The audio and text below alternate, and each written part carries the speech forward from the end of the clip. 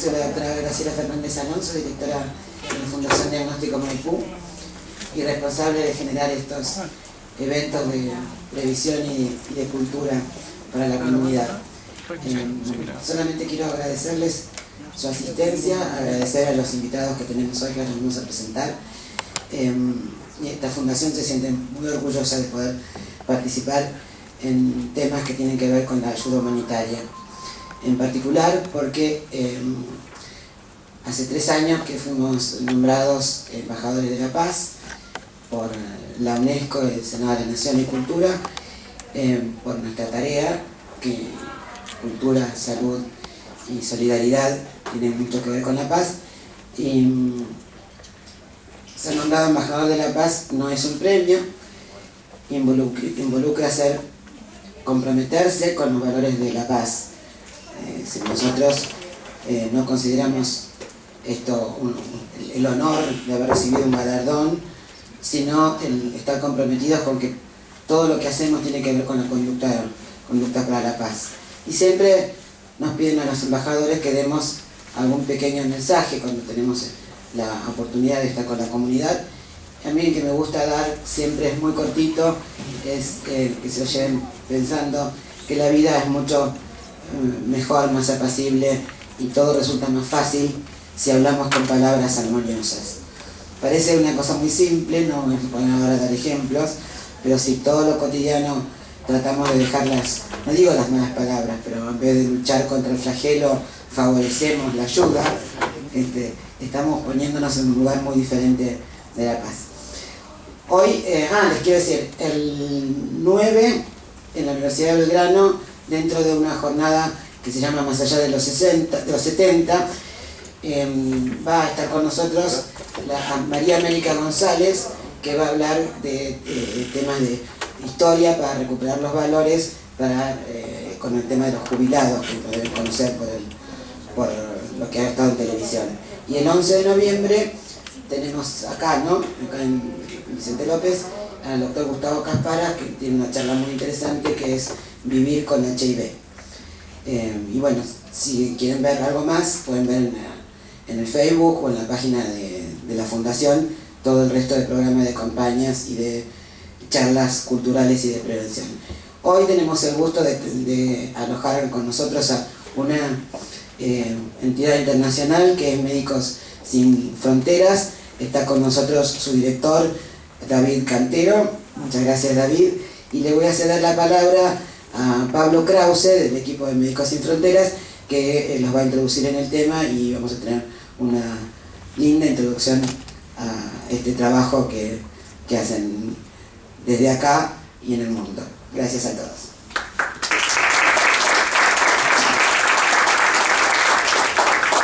Bueno, muchas gracias, Graciela. Mi nombre es Pablo Krause, yo soy responsable de prensa de la organización. En primer lugar, en nombre de Médicos Sin Fronteras, agradecerle a todos ustedes por la presencia y a la doctora Fernández Alonso y a la Fundación Diagnóstico Maipú por el espacio, por poder acercarnos a la comunidad. Bueno, para explicar un poco la dinámica de la charla de hoy, la idea es dividir un poco una primera parte en donde vamos a hablar un poco a nivel institucional de qué es MSF, en qué contextos actúa y de qué se trata un poco la organización. Bueno, obviamente lo tenemos a David Cantero, que es nuestro director para eso, y en una segunda etapa se nos va a sumar en un primer experimento que estamos probando hoy vía Skype, Jorge Martín, que es un médico de la organización que está actualmente en México, para poder aportar un poco de contexto y de ejemplificar sobre todo sobre el trabajo que hacemos, aprovechando que tanto David como Jorge fueron coordinadores de terreno, coordinadores generales en Marruecos. Entonces, bueno, charlar un poco acerca de ese proyecto, que es lo que llevó adelante MSF en ese lugar y particularmente, bueno, lo que hicieron o les tocó hacer a David y a Jorge. Y bueno, después obviamente abrir en última instancia también las preguntas a ustedes, al público, para que puedan, bueno, preguntar lo que quieran y en tal caso ir más en detalle con cualquier cosa que les haya quedado en el tintero o les gustaría saber. A modo de introducción, entonces, vamos a pasar un pequeño video para aquellos que no están del todo interiorizados con la organización acerca de qué es Médicos Sin Fronteras.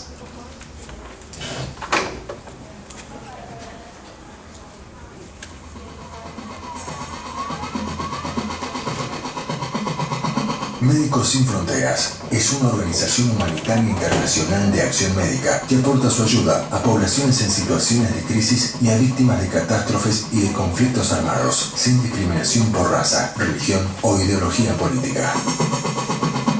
Médicos Sin Fronteras interviene ante el deterioro brusco de las condiciones médico-humanitarias de poblaciones cuando está en riesgo su supervivencia o su salud, con especial atención a quienes no reciben ningún tipo de asistencia.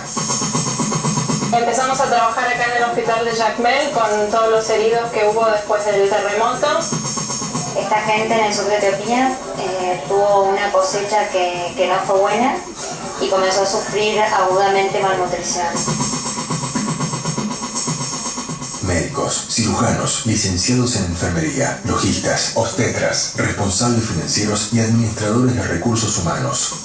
Cada año, más de 20.000 integrantes de Médicos Sin Fronteras se comprometen a proveer atención médica de emergencia y suministros a millones de personas en peligro. Trabajamos para brindar a nuestros pacientes los mejores cuidados posibles, adecuando el conocimiento y los avances médicos a poblaciones que viven en situación precaria.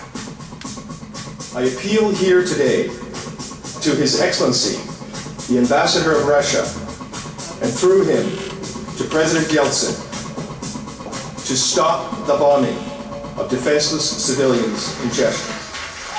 En 1999, Médicos Sin Fronteras recibió el Premio Nobel de la Paz en reconocimiento a su acción humanitaria independiente, libre de toda influencia política y militar. Trabajamos en más de 65 países alrededor del mundo, entre ellos Somalia, Afganistán, República Democrática del Congo, Bolivia, Haití, Pakistán, Colombia, India, Irak, Etiopía, Yemen. Nuestros pacientes son personas excluidas de la sociedad, sin acceso al sistema de salud.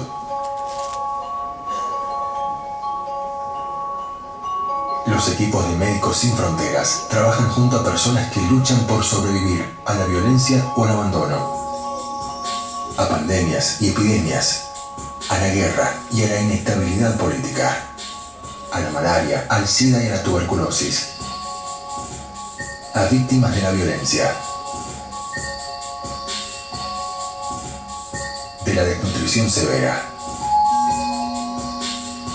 de enfermedades olvidadas, de la violencia urbana, de desastres naturales.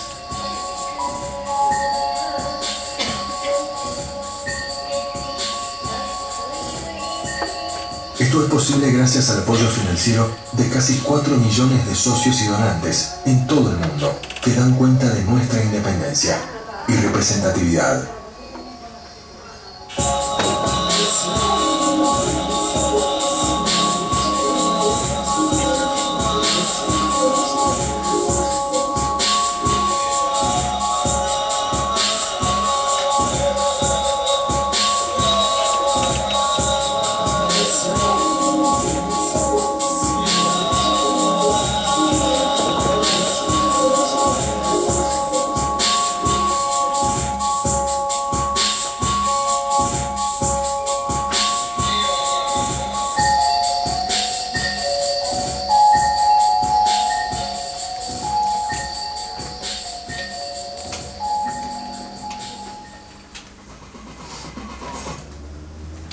Bueno, ahí tenemos un poco de qué se trata Médicos Sin Fronteras y como les decía antes, tenemos con nosotros a David Cantero, que es nuestro director de la oficina de Médicos Sin Fronteras en Argentina. David comenzó a trabajar en esta oficina en abril, pero él es economista y viene trabajando con Médicos Sin Fronteras desde el año 1996. Participó en proyectos en Kenia, en Georgia, en Palestina, en Angola, bueno, en la sede de España propiamente dicho, de donde él es oriundo, Y como les decía, sus últimas misiones fueron coordinador general en Colombia y luego en Marruecos hasta hace unos meses. Así que, bueno, David, no sé si querés saludar primero y abrir un poco la charla. Veíamos el video que resume un poco lo que es MSF, pero quería preguntarte también a vos, con tu experiencia y demás, que nos describas en tus palabras qué es para vos Médicos Sin Fronteras. Bueno, sí se oye bien, funciona bien. Buenas noches a todos, muchas gracias por venir y bueno, nada más, yo creo que poco más de presentación, simplemente decir eso, que llevo muy poquito tiempo aquí, que soy casi recién llegado en este país, que sí que lo conocía de hacía muchos años, pero de paseo, como dicen ustedes, no para quedarme. Entonces, bueno, muy contento de estar aquí, con muchísimas ganas de asumir este nuevo reto de dirigir esta oficina aquí en Argentina, que además no es solamente en Argentina, sino que hace de oficina regional para toda América del Sur de habla hispana, con lo cual pues creo que tenemos mucho por delante. Y bueno, yo creo que Médicos Sin Fronteras, para mí personalmente, como ha dicho Pablo, ha sido una gran parte de mi vida, ¿no? Y sobre todo, yo diría casi al 100% mi vida profesional. Es decir, yo recién egresado hice una pequeña especialización en ayuda humanitaria y de ahí salté a trabajar con Médicos Sin Fronteras en el año 96 y hasta hoy, ¿no? Entonces, habiendo trabajado en diferentes países, en diferentes zonas, pero para mí significa eso, ¿no? Significa pues casi media vida exacta, ¿no? Casi y bueno, y todo mi desarrollo profesional haciendo lo que yo quise hacer, lo que me gusta y lo que todavía me sigue llenando, ¿no? Muy bien. Bueno, justamente para ir metiéndonos en tema, contanos un poco, a ver, desde MSF siempre hacemos hincapié en ayuda humanitaria, asistencia humanitaria. ¿Cómo definirías vos qué es la acción humanitaria? Y bueno, explicar un poquito después en qué contextos trabaja MSF, dónde brindamos esa ayuda. Bueno, yo creo que el vídeo lo ha explicado bien, ¿no? Y yo creo que los contextos han quedado bastante bien reflejados en el vídeo que hemos visto, ¿no? Y son muchos, pero por hacerlo fácil y rápido, básicamente diríamos que trabajamos en conflictos armados, en catástrofes naturales y bueno, atendiendo a epidemias y otro tipo de cuestiones médicas, ¿no? Por así ponerlo de manera fácil y resumida, ¿no? Somos una organización de ayuda humanitaria. Esto yo creo que es fácil de explicar y a la vez es un poco complicado, porque el concepto de ayuda humanitaria se entiende de diferentes formas. A nosotros, como es a lo que nos dedicamos, nos gusta o creemos que la definición que nosotros le damos es la buena, ¿no? Puesto que es lo que hacemos. Pero es verdad que la ayuda humanitaria, y cada vez más, está siendo cooptada, ¿no? por una serie de actores que luego, si queréis, podemos entrar a explicar un poco más. Pero básicamente yo creo que lo más bonito de la acción humanitaria es que es un acto de una sociedad civil a otra sociedad civil, es un acto de una persona a otra persona. Yo creo que eso es lo básico de la ayuda humanitaria, ¿no? Y esto es muy importante, ¿no? Porque eso es lo que nos mueve a todos, ¿no? a seguir trabajando en esto. El objetivo es salvar una vida, que puede ser una o pueden ser miles, dependiendo del contexto, y aliviar un sufrimiento, ¿no? En nuestro caso, a través, evidentemente, sobre todo de nuestra acción médica, ¿no? que es lo que hacemos sobre todo. Hay ciertos matices de la acción humanitaria que es importante explicar, y es que es una acción temporal, lo decía en el vídeo, ¿no? Como es de persona a persona, no busca cambiar estados, no busca el largo plazo. El largo plazo, eso es, ¿no? Sí, es una acción que normalmente tiene una temporalidad relativamente corta, muchas veces más corta de la que quizás nos gustaría, pero insisto en eso, ¿no? Creo que eso es importante. No queremos cambiar, la acción humanitaria no quiere cambiar sociedades, lo que quiere, insisto, es salvar vidas y aliviar ese sufrimiento. Cambiar sociedades, evidentemente, es un proceso que lleva mucho más tiempo y en el que hay que enfocar y trabajar de otra manera. Nosotros eso no lo hacemos. Y yo diría que ese acto de persona, de sociedad civil, lo que quiere es superar ese momento crítico, ¿no? Y ese momento crítico es relativamente corto, o así lo queremos ver, ¿no? Yo creo que a mí lo ha explicado muy bien el vídeo. La ayuda humanitaria se basa en unos principios que son básicamente tres, son los más importantes, que los han nombrado, ¿no? Que son la neutralidad, la imparcialidad y la independencia, ¿no? No sé si quieres que entre a todo lo que vos quieras, estamos para esto. Muy rápido, ¿no? Yo creo que la neutralidad pues es fácil, ¿no? ¿Qué significa la neutralidad? Sobre todo cuando trabajamos en esos conflictos armados, es básicamente no tomar partido para ninguna de las partes, ¿no? Es muy difícil esto, ¿no? Pero bueno, yo creo que es posible y obviamente es uno de los principios que nos rige y que nos permite el acceso a conflictos realmente complicados, ¿no? Y ahí donde esa es un poco la bandera que podemos enarbolar a la hora de entrar en esos conflictos. Es decir, nosotros no venimos aquí a juzgar las partes, venimos a eso, a salvar vidas, a tratar a pacientes, sobre todo a civiles, ¿no? Involucrados en esos conflictos, ¿no? Luego está el principio de la imparcialidad, que a veces se confunde mucho con la neutralidad. Es muy fácil confundirlo, pero en realidad a mí me lo explicaron una vez así, me gustó mucho, y es que la neutralidad tiene más que ver con los actores de la guerra, por así decirlo, ¿no? Y la imparcialidad tiene más que ver con las víctimas, ¿no? A mí es algo que me parece una manera más fácil de entenderlo. Es decir, la imparcialidad quiere decir que atiendes a cada uno según sus necesidades, ¿no?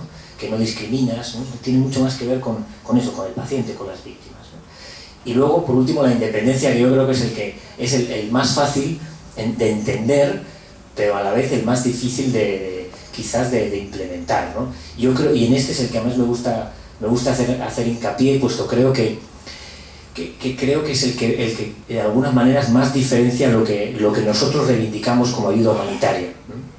¿Por qué? Porque muchas veces hay muchos otros actores que dicen estar haciendo ayuda humanitaria, pero cuando la independencia no es clara, desde el punto de vista de Médicos Sin Fronteras, lo que se está haciendo no es ayuda humanitaria, ¿no? Precisamente por eso, porque acordaros lo que hablamos de una persona a una sociedad civil sin ningún tipo de interés otro que salvar una vida, ¿no?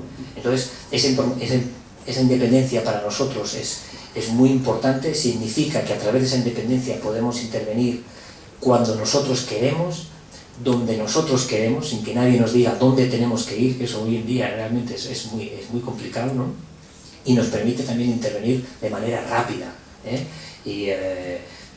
Y no solo intervenir y curar y salvar vidas, sino en algunos momentos cuando hay violaciones fragantes de los derechos humanos o grandes crisis, también denunciar lo que estamos haciendo. Sin esa independencia no seríamos capaces de poder denunciar, ¿no? Y esa independencia, la gran parte de esa independencia nos la dan ustedes, nos la dan la gente que nos apoya, nos la dan nuestros socios a través de esas contribuciones que hace que en el caso de Médicos Sin Fronteras sea el 90% de las contribuciones, y hace que no estemos ligados a ningún Estado, a ninguna organización supranacional, sino que son esas personas como ustedes, como nosotros, que queremos hacer eso, ¿no? Y queremos hacerlo ahí donde haga falta, no donde ciertos actores nos quieran llevar, ¿no? Y esto realmente es algo muy importante y que a mí me parece que es algo que nos identifica mucho, ¿no? Bueno, justamente retomando un poco sobre lo que hablabas recién, acerca de la importancia de la independencia también para decidir dónde actuar, y un poco adelantándome capaz a lo que va a ser una parte de la charla, pero algo que nos preguntan mucho. Yo creo que esto no lo mencioné, cada uno de ustedes tiene un pequeño papelito junto a las revistas, a la memoria que le dieron y demás, donde pueden ir anotando sus preguntas para la última parte de la charla. Después Carolina o Dolores, que están por allí, que son nuestras colegas, van a ir recolectándolos para que puedan acercarlos. Pero algo que siempre nos preguntan es, bueno, ¿cómo hacemos lo que hacemos y de qué manera se decide, ¿no? ¿Cómo decide MSF abrir un proyecto y cómo se logra logísticamente también, bueno, un poco aprovechando que vos también sos economista y no el lado médico, sino capaz un poco más de organización, ¿cómo se hace para efectivamente llegar a la emergencia en 48 o 72 horas? Bueno, yo diría que, digamos que habría como dos maneras de intervenir. Una que quizás es la más fácil, es en el caso de las catástrofes naturales. Normalmente cuando las catástrofes sobrepasan la capacidad de los estados suele haber una llamada internacional a la ayuda internacional, ¿no? Vale la redundancia. Entonces, no sé, pues me ocurre rápidamente el caso que a todos nos viene a la cabeza, el último gran caso de Haití, ¿no? donde hubo una ayuda, una llamada a esa ayuda y obviamente pues Médicos Sin Fronteras responde con muchas otras organizaciones, ¿no? Entonces ese es el caso, yo diría, más simple. El caso más complicado es, por ejemplo, el caso de los conflictos, donde hay veces que las partes sí se ponen de acuerdo y sí que permiten la ayuda y llaman a organizaciones como la nuestra a trabajar, y hay otras veces donde no la llaman o no la quieren permitir, ¿no?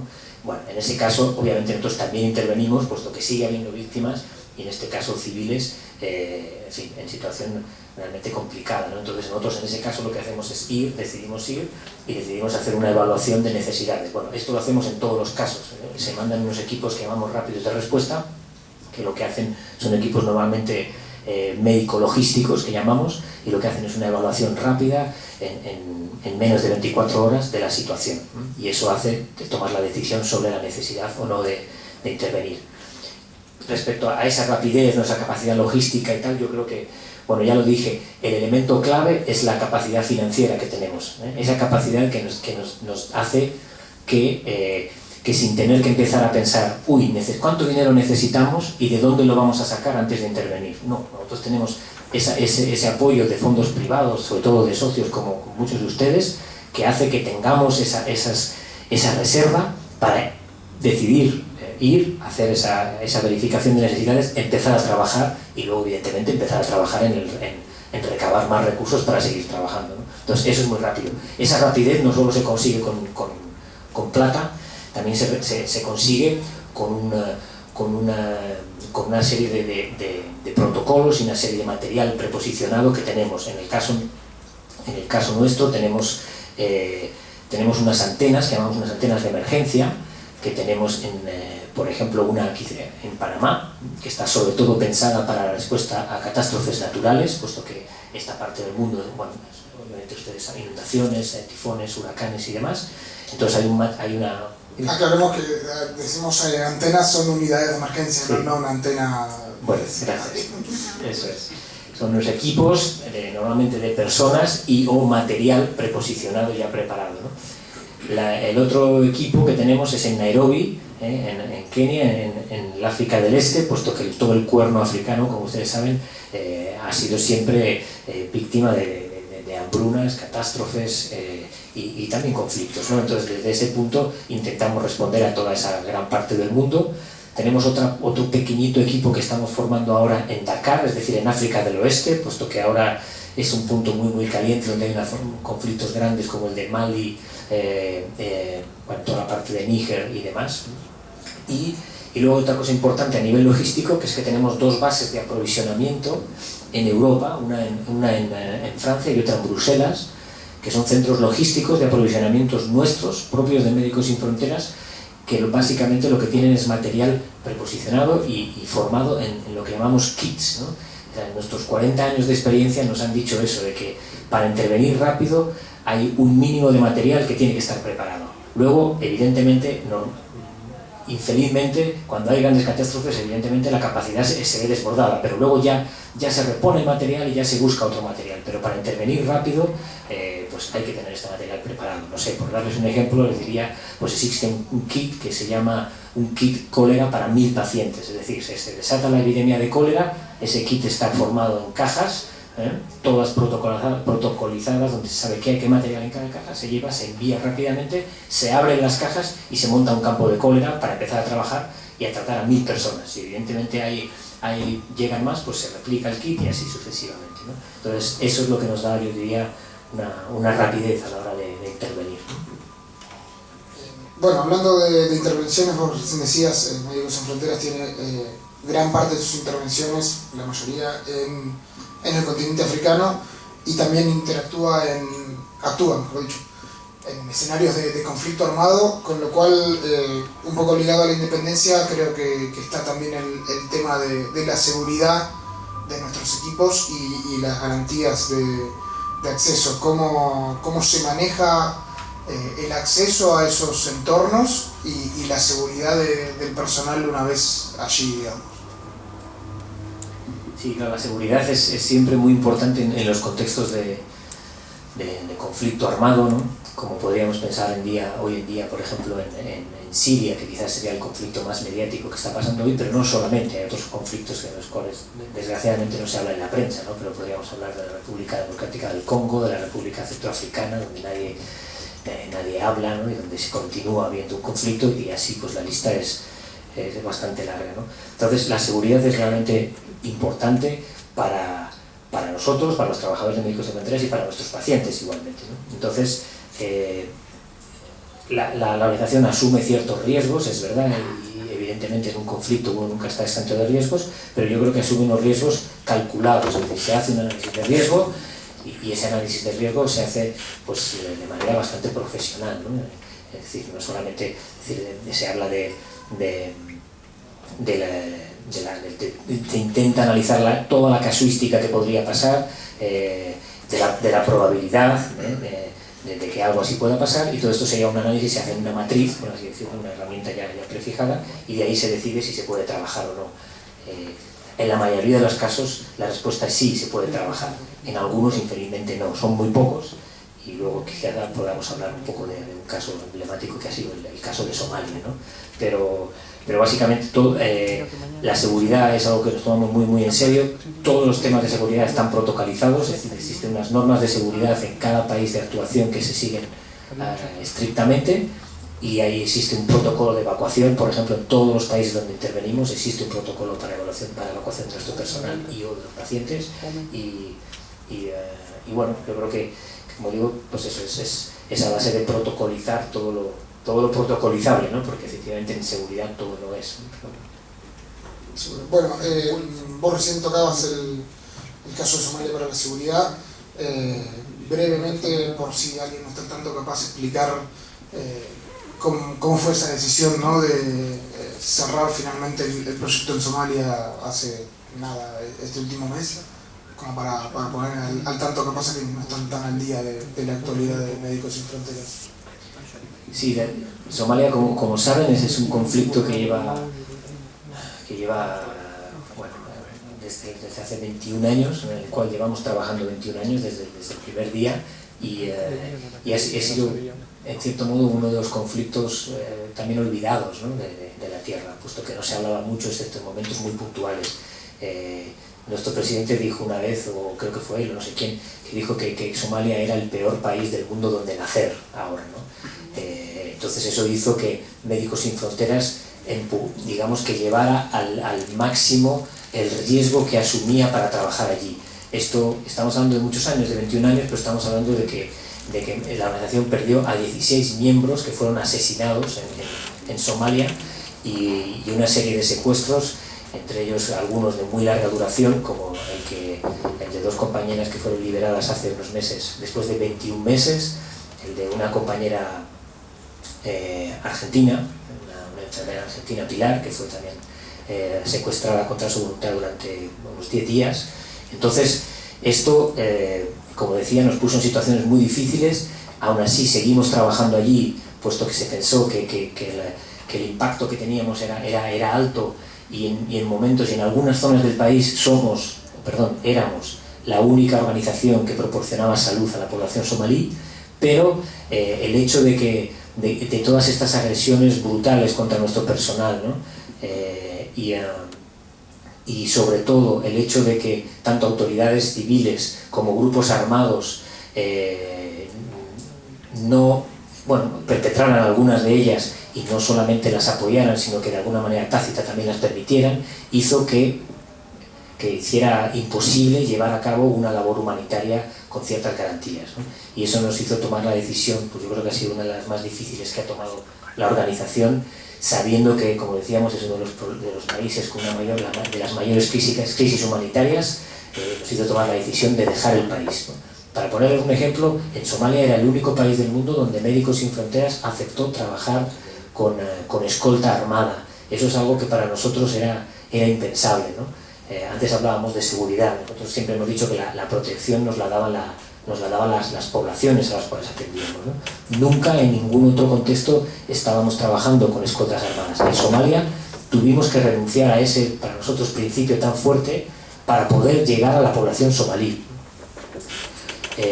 Y bueno, todo esto para decir que nos hizo hacer algunas concesiones y llegó un momento en el que la cosa se tornó básicamente imposible, como digo, para llevar a cabo una acción humanitaria independiente y de calidad, con lo cual decidimos dejar el país hace ahora pues unas semanas y así lo anunciamos, y en este momento no hay ninguna actividad médica humanitaria de Médicos Sin Fronteras en Somalia, y esperamos que pronto se puedan dar las condiciones para volver. Sí, bueno, tenemos unos pequeños minutos más antes de pasar a la segunda parte de la charla. Nuevamente, capaz adelantándome un poco a las preguntas que seguramente van a surgir de algunos de ustedes. Algo que suelen preguntarnos mucho es, bueno, ¿qué se puede hacer para formar parte de la organización? ¿Quiénes trabajan para MSF? No sé si querés así un poco a modo general contarnos qué perfiles reclutamos, quiénes trabajan en la organización, y tanto profesionales sanitarios como no sanitarios, ¿no? Como solemos. Muy bien, pues creo que las has introducido muy bien, Pablo. Yo creo que la organización trabaja con personal sanitario y no sanitario, con personal internacional y con personal nacional de los países donde proporcionamos la asistencia. En el grupo de los no sanitarios, en el cual me encuentro yo no soy médico, bueno, pues reclutamos perfiles del área de la contabilidad, por ejemplo, de las finanzas, logísticas, gente que se encarga de hacer posible que esa acción médica sea viable en situaciones complicadas, en situaciones remotas, es decir, gente que se encarga del transporte, comunicación, aprovisionamiento, seguridad, todo este tipo de cosas. También necesitamos gente que gestione los recursos humanos, es decir, perfiles de gestión de recursos, y bueno, básicamente yo diría que son estos los no sanitarios, ¿no? Cuando hablamos de sanitarios, yo creo que el espectro es bastante grande, ¿no? Evidentemente todo el mundo piensa en médicos, por supuesto, y yo creo que un poco más de la mitad de nuestros recursos humanos son sanitarios, médicos, enfermeras, psicólogos, en fin, paramédicos, de farmacéuticos y algunos otros.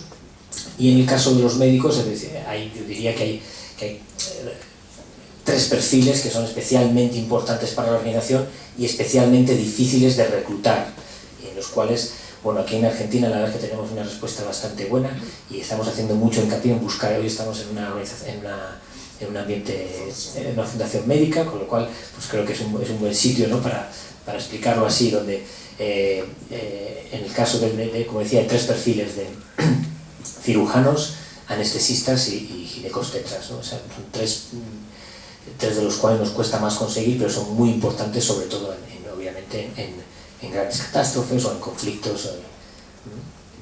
Seguro. Bueno, les recuerdo igualmente cualquier otra pregunta que pueda quedarles respecto de esta breve introducción que hicimos un poco a todos los aspectos esenciales de qué es Médicos Sin Fronteras. Pueden pasarla por escrito tanto a Carolina como a Dolores, que van a estar. Y bueno, para pasar ahora un poco a la segunda parte de la charla, vamos a probar suerte a ver si logramos conectar con Jorge Martín, que está desde México aguardando nuestra llamada.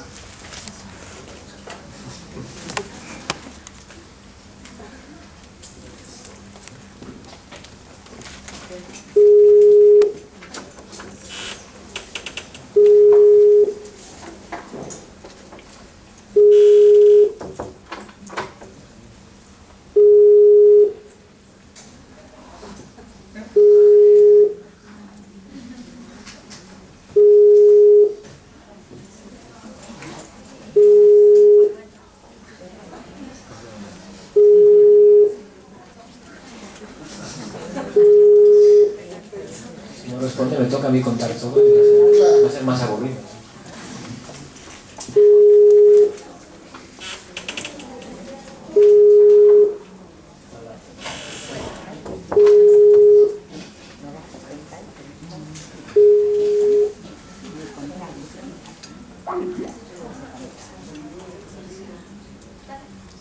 Bueno, vamos a ir adelantando entonces un poquito, como les comentaba antes. ¿Se escucha?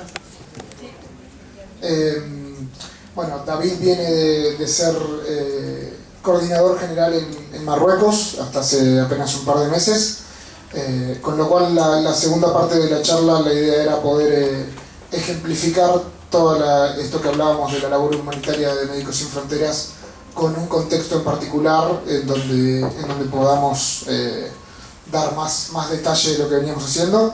Así que bueno, para introducirlos un poco en el contexto y sobre todo permitir también de alguna manera que esté presente lo que para nosotros es más importante, que es la voz de nuestros pacientes. Vamos a mostrar ahora un breve video también de un especial que se hizo el último año a raíz de un informe que era Atrapados en Marruecos, de cuál es la situación y por qué MSF intervino ahí, en este caso en la situación de la población migrante que venía desde la África subsahariana hacia Europa. Je veux aller en Espagne, décidément à Bilbao, parce que j'aime beaucoup la ville de Bilbao. Et si prête à Dieu, comme on le dit, c'est que je vais pouvoir être hôtelier, parce que j'ai envie de faire dans l'hôtellerie. Et quelquefois aller en France, si je peux, puisque je me bats un peu dans l'interprétation, interpréter dans mes cabarets, je sais pas.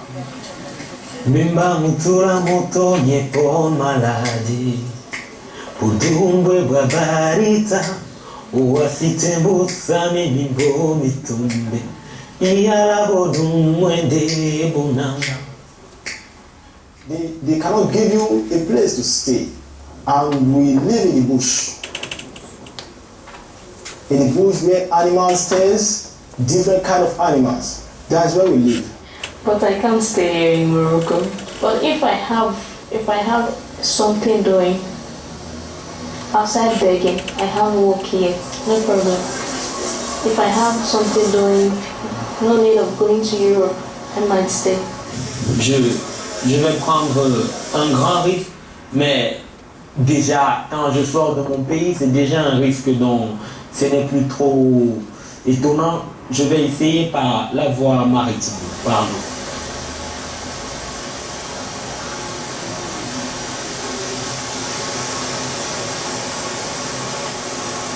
The police, they are hectic, they are bad, because reason why they come down to the forest, arrest people, beat up people, take them down to the police, steal our money, steal our phones, steal our foodstuffs, our clothes, burn them, then take us to the station, deport us back to whatever they call it, Oujda. They deport us down to the frontier between Morocco and Algeria. Yes, we are being harassed by the police and also by bandits. The police issue on it, they'll come very early in the morning, chasing us around the bush, so we should leave their country. The bandit, once they see money on you, they will attack you, collect the money, and along the line, they will use knife or lash on you.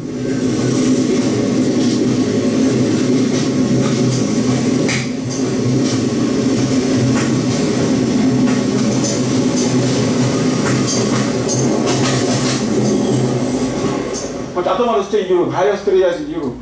I'm not coming to Europe to stay. 3 years I'm going to spend in Europe to make some money, go back to my country. Then after that, I'll start up my life. I'm waiting for the boats, because it's through boats we get to Europe, through the Zodiac. That's what we use to go to Europe. Constamment nous sommes au courant, mais il y a des bateaux qui chavirent, tout le monde qui meurt, il y a des gens qui reviennent.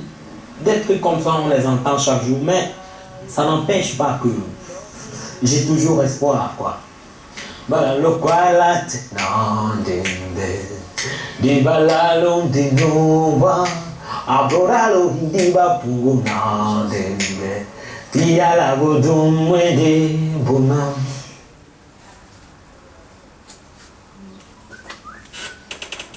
Bueno, ahí teníamos justamente este informe del que les hablábamos, que era Atrapados en Marruecos.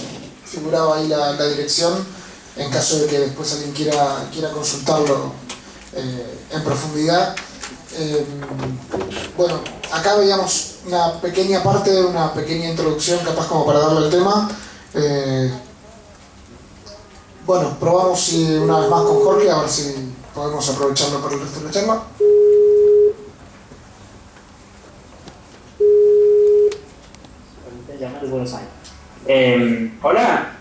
Hola Jorge, ¿nos escuchás? Vale.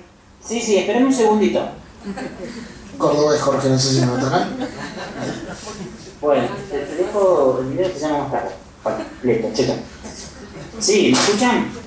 Sí, Jorge, nosotros te escuchamos. ¿Vos? Ahora te vemos también. Estaba hablando con otro cordobés de Médicos Sin Fronteras. Bueno, acá estamos en la Fundación Diagnóstico Maipú. Tuvimos ya una primera introducción con David contando un poquito qué es MSF y acabamos de ver uno de los videos de Atrapados en Marruecos como para poder poner en tema para esta segunda parte de la charla donde vos te nos vas a sumar. A ustedes les cuento, Jorge, bueno, como les decía, es cordobés. Estudió la carrera de medicina en la Universidad Católica de Córdoba y se especializó en tocoginecología. Como decía acá David, uno de los perfiles que más nos cuesta reclutar a veces. Comenzó a trabajar con Médicos Sin Fronteras en el año 2003 en un proyecto justamente de asistencia a migrantes en Marruecos, donde regresó después en 2007 y permaneció hasta el 2011, donde si no me equivoco vos le tomaste la posta casi. Bueno, Jorge además trabajó en proyectos de asistencia a personas con VIH-Sida en Ecuador, desplazados y en emergencia de cólera en República Democrática del Congo, víctimas del conflicto en República Centroafricana, que era un poco lo que hablaba David antes, las inundaciones en Mauritania, y hasta mayo de 2013 se desarrolló en el proyecto de migrantes en México, donde fue jefe de misión y bueno, donde se quedó ahora también actualmente. Colabora en el desarrollo de un modelo de asistencia a migrantes en el Instituto de Salud Pública de México y en el acceso a tratamiento de la enfermedad de Chagas con el DNDi, que es una iniciativa que creó Médicos Sin Fronteras con los fondos otorgados a raíz del Premio Nobel de la Paz en 1999 para la investigación de drogas para enfermedades olvidadas. Bueno, después de esta introducción, Jorge, queríamos hablar un poco de por qué Médicos Sin Fronteras decidió trabajar en Marruecos y en particular en tu caso que nos cuentes, bueno, cómo era el contexto y qué te encontraste cuando llegaste allí. Bueno, primero buenas tardes a todos, muchas gracias por esta invitación y esta oportunidad de compartir mi experiencia en Marruecos. ¿Se escucha bien? Sí, perfecto. Acá nos están diciendo que bajemos un poquito las luces para que te puedan ver mejor. Ahí estamos. Adelante. Entonces, con respecto a Médicos Sin Fronteras, es interesante, en 1998 se abre la misión en Marruecos. Es un país de cultura árabe y Médicos Sin Fronteras en aquella época no tenía tanta experiencia como ahora trabajando en este tipo de contexto, en países árabes. Empieza a trabajar con poblaciones excluidas y obviamente en la evolución de estos proyectos, cuando digo poblaciones excluidas en Marruecos nos referimos a madres solteras, a trabajadoras sexuales y una de las poblaciones que se identifica luego de 2 o 3 años son los migrantes subsaharianos, los migrantes que subían desde el África subsahariana con intención de llegar a Europa. Y así es que en el año 2000 se hacen los primeros contactos con esta población en lugares donde esta población esperaba para dar el paso siguiente. Yo estuve en Marruecos en 2 épocas. Estuve desde el año 2003 desde finales de 2003 a principios de 2005 y estuve desde el año 2007 al 2011 y fue muy interesante ver los cambios que se produjeron. Por un lado en relación a la migración, a las dinámicas y también al propio país y a la propia cultura marroquí. Perfecto. Bueno, hablando justamente de Marruecos, algo en lo que se enfocó siempre Médicos Sin Fronteras y que vos bien mencionabas respecto de los procesos de migración subsaharianos, y acá también invito a David a que se sume, un poco hablar de qué sucede con estas poblaciones desde que salen de su país de origen hasta llegar a Marruecos y por qué se dice justamente que quedan atrapados allí. O sea, Marruecos no es el país de destino de estas poblaciones, sino un país de tránsito, pero que se convierte en país de destino del que no pueden volver un poco ni para adelante ni para atrás. Y bueno, en tu caso también, Jorge, vincularlo un poco con México, donde también tenés experiencia trabajando, que es otro de estos países que son, digamos, al mismo tiempo emisores y receptores de migrantes en simultáneo. No sé si querés tomar un poco vos primero, Jorge, la posta y después se suma a David con las observaciones que tenga. Perfecto, mirá, yo así 3 comentarios. Primero, como bien decías, tanto Marruecos como México son países emisores. De hecho, México, por ejemplo, es el primer país emisor de migrantes. Se consideran que 10 millones de mexicanos, 11 millones de mexicanos viven en el extranjero y 33 millones de mexicanos considerándolos de segunda generación, o sea, hijos de mexicanos que viven afuera, o sea, prácticamente casi toda la población de Argentina, ¿no? Y es curioso ver que Marruecos y México en ese sentido, Marruecos también ha sido un país que ha producido muchos emigrantes que se han ido a Europa o a Norteamérica. Y son países donde se ve un poco lo que nosotros decimos el doble rasero. Por un lado tienen una defensa acérrima de todos los derechos de sus connacionales que viven ya sea en Europa o ya sea en Estados Unidos, pero por otro lado no se comportan de igual manera con los migrantes que están en tránsito por su país. ¿Por qué? Básicamente porque se han convertido en los gendarmes de los países desarrollados, a cambio de, bueno, tratados comerciales, de algunos beneficios por jugar ese rol de gendarme, ¿no? Es lo que se ha denominado la externalización de fronteras. Y una cosa importante es que si consideramos la migración, en el caso de Marruecos, a los fines de los años 90, hace 98, 99, 2000, era una migración bastante fluida, o sea, no había demasiadas trabas. A partir del año 2001, 2002, 2003, se empiezan a reforzar todos los controles en esas fronteras. Y es a partir de ahí que se empieza a generar este mecanismo de atrapamiento, ¿no? El migrante en tránsito se convierte, o el país de tránsito se convierte en un país de destino forzado. Los migrantes no es que se quieran quedar en Marruecos. En el caso de México un poco similar, no es que se quieran quedar en México, pero las dificultades de llegar al otro lado hace que se queden ahí, porque en muchos casos son migrantes que no pueden volver a sus países de origen, ya sea porque han contraído enormes deudas para hacer ese viaje, o ya sea porque han huido de situaciones de violencia, con lo cual no pueden volver ni a su país de origen ni pueden continuar el viaje, y se quedan en ese limbo por muchos años. Una de las cosas que ha evolucionado también es el tiempo que toma hacer el viaje. En el caso de Marruecos yo me recuerdo haber visto gente que llevaba 4, 5, 6, 7 años, hasta algún caso. Me acuerdo que había estado viajando y que a lo mejor nunca llegaría a su destino. David, no sé si quieres agregar algo al respecto. No, yo creo que Jorge lo ha explicado muy bien, ¿no? Esas tendencias y esas similitudes entre ambos contextos. Simplemente añadir una cosa respecto el sentido este de atrapados. Jorge, tenemos aquí un mapa de Marruecos, entonces me voy a levantar para enseñarles un poco ese ciclo que hacen, ¿no? entre por dónde entran y cómo vuelven una y otra vez, ¿vale?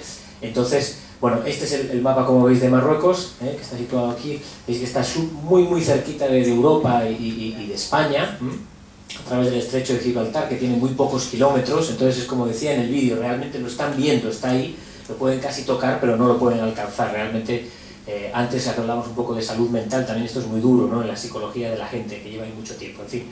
Y lo que explicaba Jorge, ¿no? Cómo llegan después de un viaje muy largo a través, sobre todo de este desierto que es durísimo, para llegar aquí.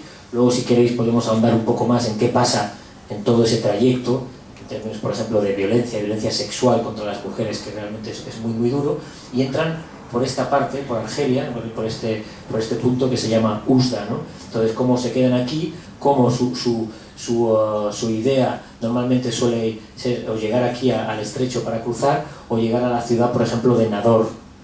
En Marruecos hay dos ciudades, dos enclaves españoles, que son Ceuta y Melilla. Uno de ellos es Melilla, que está aquí pegado a Nador, y es una ciudad que está totalmente rodeada por una gran valla metálica de 6 metros de alta, que es triple valla. Entonces, lo que pasa normalmente es que se quedan en Oujda, entran, intentan, como decíamos en algún caso, cruzar a nado, en barco o en barca, bueno, no se puede decir barco, en embarcación, o en el caso, por ejemplo, de la verja, intentan saltar. Si lo consiguen, bien; si no lo consiguen, normalmente son apresados y maltratados, sobre todo por las autoridades marroquíes, y son devueltos y expulsados a Argelia. Entonces, ¿pero qué pasa? Que en Argelia las autoridades, la policía argelina tampoco los quiere, con lo cual los expulsa de nuevo a Marruecos y vuelta a empezar. Entonces están atrapados en ese bucle. Adelante, Jorge. Un comentario, no sé si se mencionó, pero la frontera entre Argelia y Marruecos está cerrada. Es la frontera más larga del mundo de la cual no se puede pasar. Entonces, eso ya en sí representa una gran dificultad para los migrantes. En el sur, además, es una de las zonas con mayor cantidad de minas existentes, ¿verdad? Y por otra parte, es una zona de conflicto. El territorio del Sáhara Occidental es un territorio que Marruecos lo considera propio, pero en realidad está en conflicto. Todo esto determina mucho el trayecto de la ruta migratoria. Por eso es que los migrantes avanzan por Argelia hasta llegar allá al norte, a ese puntito, y entrar por ese lugar. Antes también había intentos de gente que cruzaba a través del desierto e intentaba ir a Canarias, pero era una ruta muy peligrosa porque era por el desierto, en zona minada y en zona en conflicto. Y en muchos casos eran engañados por los propios gendarmes y tirados en grupos, en pozos de agua, o abandonados en el desierto, en grupos de 40, 50, 60 personas, totalmente, que se morían en esa desolación. Bueno, creo que hemos dado un contexto más que pormenorizado. Contanos un poco, Jorge, para que también después pueda retomar David con lo que fue su situación al llegar. ¿Cuál fue la estrategia de MSF para abarcar esta problemática cuando vos fuiste coordinador general allí en Marruecos? Yo te voy a comentar un poco la estrategia inicial. Como decía, MSF toma los primeros contactos con los migrantes en el año 2000. Los equipos que iban a hacer las exploratorias a los lugares, los migrantes en aquella época vivían en montes, en bosques, en tiendas construidas con plásticos, y los primeros equipos que llegaron eran repelidos con piedras. Los migrantes no querían que nadie se acercara a estos lugares porque en realidad sabía que si se acercaba a alguien, una organización o cualquier equipo que quisiera brindar ayuda, detrás de ellos venían los militares y los atrapaban y los expulsaban hasta la frontera. Entonces, los primeros equipos eran repelidos. Se tuvo que ir haciendo un trabajo para ganarse la confianza. Y una cosa interesante en la migración que vemos en Marruecos, que no pasa, por ejemplo, acá en México, es que la migración funciona en guetos de acuerdo a la nacionalidad de cada grupo. O sea, todos los congoleses están juntos, los cameruneses están juntos, los nigerianos están juntos. Entonces había que ganarse la confianza de esos líderes. Y muchas veces hay que considerar que en la medida que aumentan las medidas de control al proceso migratorio, en realidad no solo que se dificulta el trayecto, sino que además se fortalece la función de lo que llamamos las mafias, la mafia de tráfico y trata de personas. Porque al volverse tan difícil llegar al país de destino, si uno no contrata los servicios de estas mafias, no va a poder realmente hacerlo por sí solo al trayecto. Entonces, también fue todo un proceso de negociación con estas mafias. Al principio no era fácil porque hay que considerar que, bueno, para ellos los migrantes son una mercadería y no quieren poner en riesgo su negocio. Entonces, básicamente llegamos como a una especie de acuerdo y era muy complicado.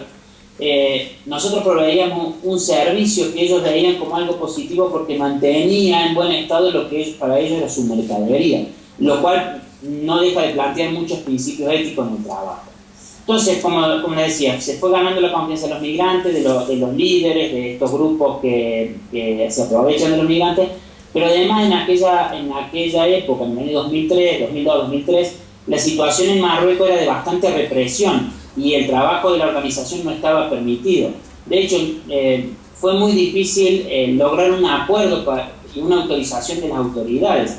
Y cuando se hacían las visitas al terreno, éramos permanentemente seguidos por la Gendarmería Nacional, éramos detenidos, éramos llevados a las comisarías, bueno, finalmente nos liberaban, teníamos los teléfonos intervenidos. Fue toda una dinámica de mucho control, pero finalmente se fue avanzando. ¿Qué fue lo que cambió desde el año 2010 hasta el año 2011? La migración en aquella zona tuvo 3 periodos diferentes. El primer periodo, Marruecos era la principal puerta de entrada o de salida, digamos, para ir a España. En el año 2005, los migrantes ya llevaban mucho tiempo esperando alrededor de Ceuta y Melilla y en un momento dado intentan pasar de manera forzada, de manera masiva, a estos enclaves que mencionaba David. Aquello desencadenó una represión brutal de las fuerzas de seguridad tanto de España como de Marruecos y la deportación al medio del desierto de más de 1.500 personas. Eso tuvo un impacto mediático muy importante y llevó a que la opinión pública realmente se pronunciara en contra de este tipo de actitud o de control ejercido por las fuerzas de seguridad. A partir de ahí, a los migrantes se los agredía menos, pero se fortalecieron los controles, se volvió mucho más difícil acceder a Europa. Entonces los migrantes se mudaron hacia el sur y trataron de entrar por Canarias. El viaje era mucho más largo, no eran los 8 o 14 kilómetros del estrecho de Gibraltar, sino que tenían que ir hacer viajes de trayecto de 3, 5, 7 días, y aquello llevó a que en un año más de 1.000 migrantes perecieron en el mar. Entonces esa ruta funcionó en el año 2007, 2008, pero para el año 2009 la migración se mudó hacia Libia. Entonces el año 2009, 2010, la principal puerta de salida fue de Libia hacia Lampedusa. Y hasta la famosa primavera árabe y todo lo que conocemos ya de lo que pasó en el norte de África con las revoluciones, la guerra civil, etc. Y eso también volvió a modificar que a partir del año 2011 Marruecos vuelve a tomar,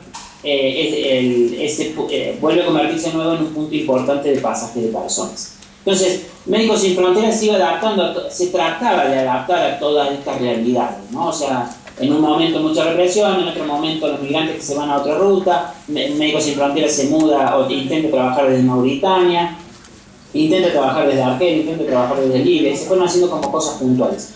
En Marruecos sí se mantuvo una base estable, tanto en Usla como mostraba en la frontera, como mostraba David, porque era el punto donde los migrantes eran expulsados, pero también en las ciudades, porque el fenómeno migratorio se volvió mucho más urbano. Se salió de aquellos bosques donde estaban y la gente se mudó a las ciudades, esperando desde este punto tratar de conseguir los medios para poder intentar el pasaje a Europa. Bueno, creo que más que completa tu explicación. Acá David está un poco de acuerdo con nosotros. Lo que quería un poco capaz bajar a tierra, ¿no? Cuando hablamos en medio de todo este proceso, ¿cuáles son los padecimientos de la población? ¿Cuáles eran, digo, violencia sexual contra las mujeres, los casos de golpizas? ¿Qué era lo que había que atender en el terreno en medio de todo este proceso tan complejo que vos acabas de describir? ¿Contesto yo, no? Sí.